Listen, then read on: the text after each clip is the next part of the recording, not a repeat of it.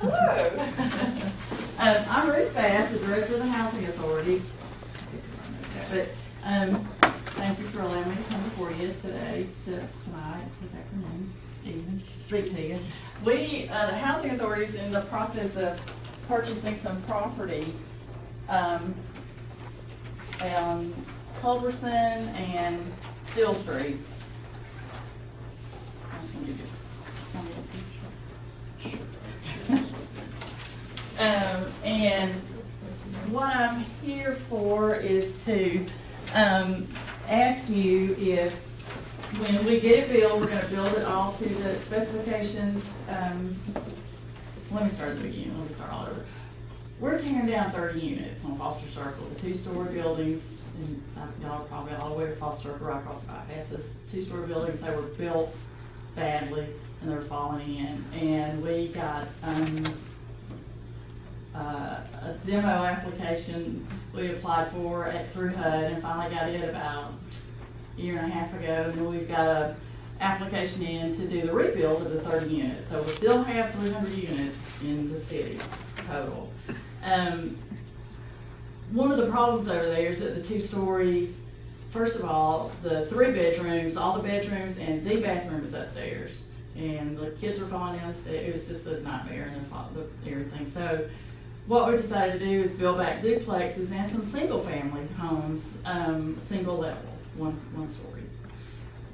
They won't all fit back on that property over there. So we've been looking at other property, and we've found the old Hill High property over there. Mr. Hegwood owns it, Luther, Sonny Hegwood, and he agreed to sell it to us. And what you have is a site map, what we've developed to build, put 6 buildings over there, 6 of what we're going to go back. And what I'm requesting is for the city to accept dedication of the streets and the right-of-way and sidewalks and all for that street and the cul-de-sac. We are going to build green. We're talking with our architects about that. We're going to do the first LEED or green certified buildings in LaFayette. We're really excited about that. Rod Robertson has been invaluable with the help getting this off the ground too, so I just want to do that. But anyway, that was my request. And we're not asking for any money. We've got all the money. We've been saving money for years and years and years and years. And so we have the money to do it. Forced to spend it. Yeah, we have to spend it on something. We'd much rather spend it here. Yeah, that's right. Ruth, what are you going to do with the property when you tear it down over here? We're going to put 13 units back over there. So the total number of units will still end up being the same. Right. Once you purchase the property. Right. We're going to put 13 back there, 12 back on this property that we're negotiating to purchase, and 5 back, or 5 on our own property that's on Cavender and Henderson. It's a big vacant lot over there that belongs to the housing authority.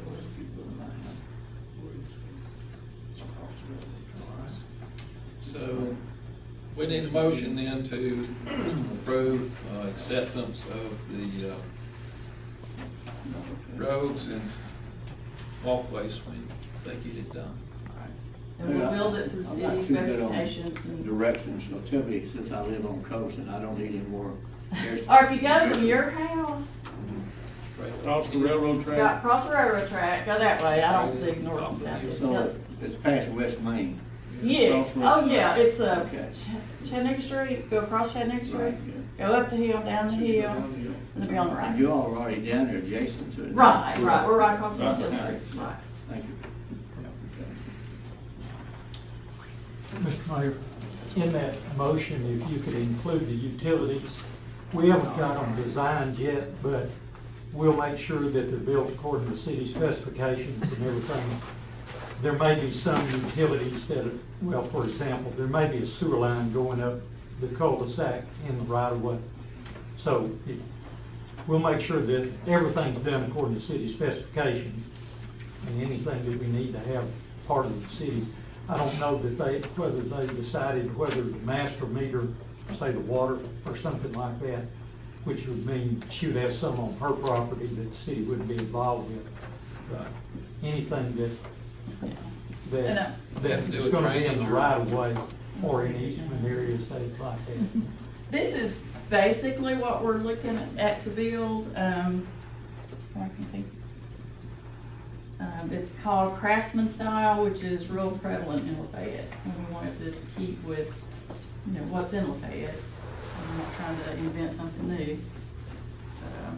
An upgrade from what we have anyway. And then this is just, a design, it's a three bedroom and a 2 bedroom in the same building, which will kind of help with not having like a whole bunch of kids.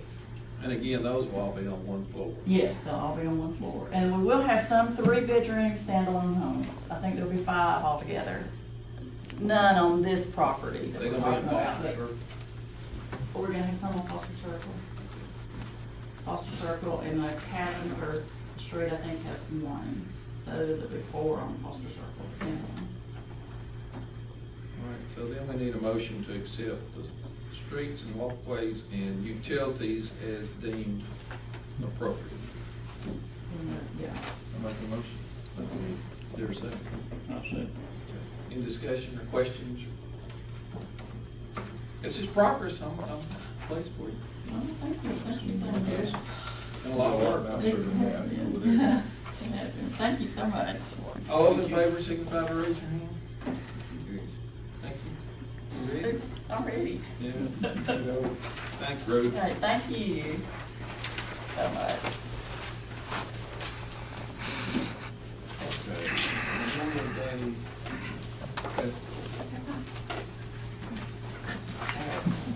We're on, everybody? On Friday. And that was my understanding of what he was saying. All the yellow highlighted is the barricades and the stages in blue.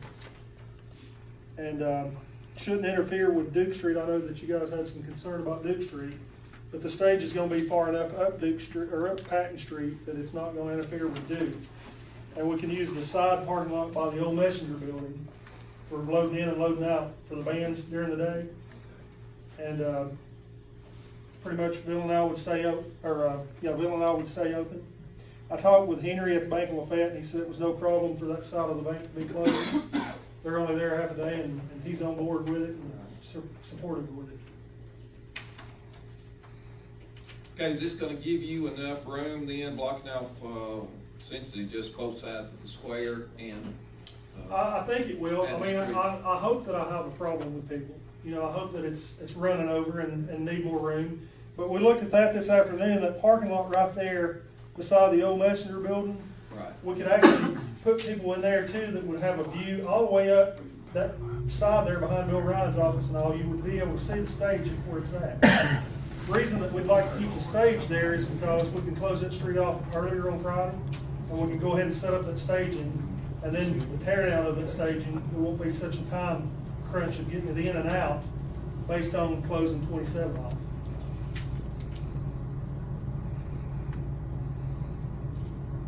Okay. Have you talked with, Kevin about electricity and? Got with him today, talked about it, and he might want to tell you about that, so.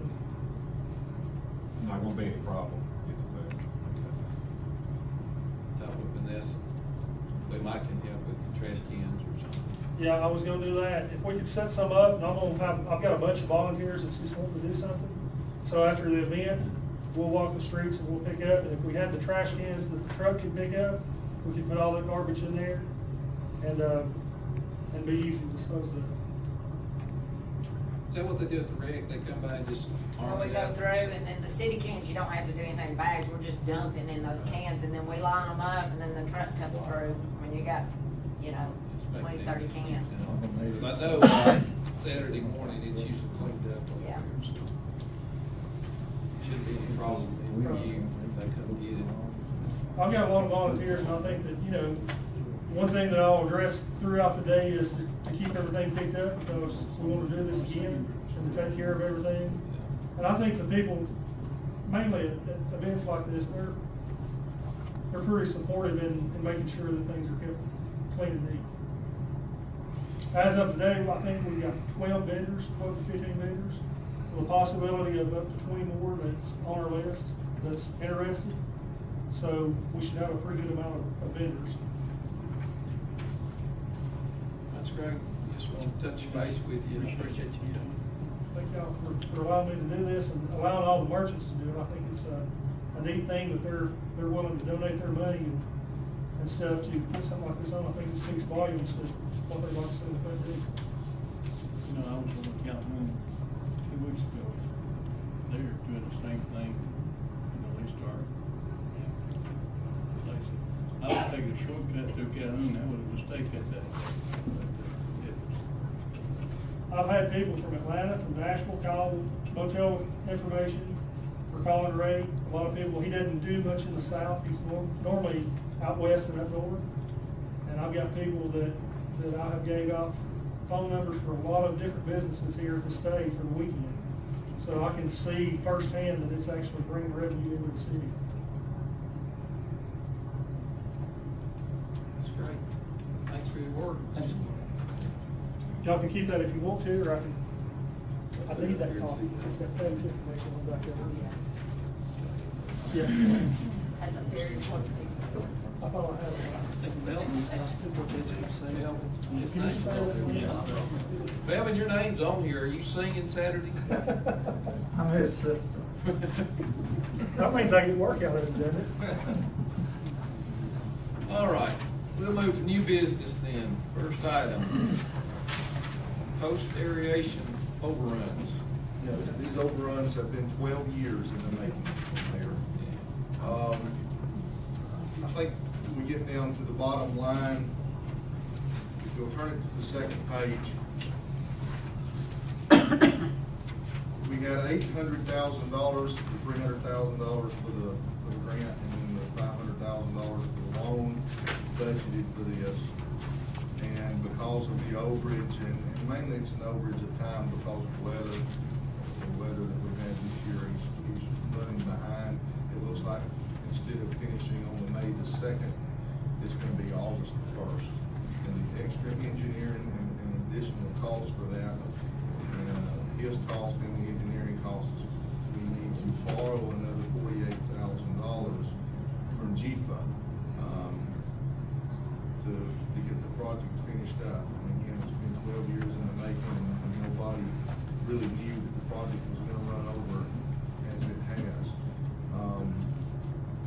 It's a 20-year loan at 3.1%, and we're going to end up having to pay back an additional $269 a month. There could be some negotiations with him a bit later because of him running a little bit behind on this to get some of that money back. But there's no guarantees to that. So the utility committee would like to make that in the form of a motion. Is there a second? I'll second, Mr. Mayor.